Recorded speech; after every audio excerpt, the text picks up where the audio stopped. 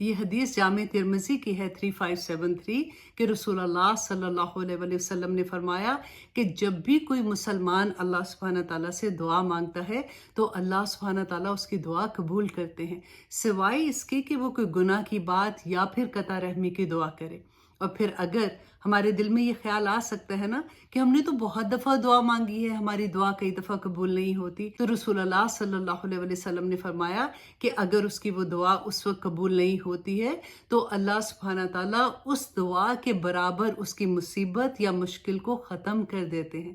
ایک شخص رسول اللہ صلی اللہ علیہ وسلم کے پاس بیٹھا ہوا تھا، اس نے کہا کہ تب تو ہم بہت دعا مانگیں گے، تو رسول اللہ صلی اللہ علیہ وسلم نے کیا فرمایا تھا کہ اللہ سبحانہ تعالیٰ بہت زیادہ عطا کرنے والا ہے، کیونکہ دعا ایک عبادت ہے نا، جتنی مانگے اتنی ہی کم ہے۔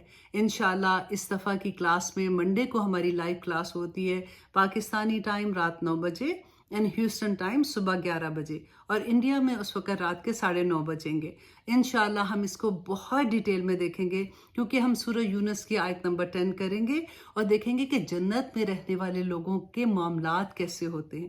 جب وہ کسی کو ملیں گے تو کیا کہیں گے، جب وہ ان سے جدا ہوں گے تو کیا کہیں گے، جب وہ سارا دن میں ان کا رہنا سہنا کیسا ہوگا۔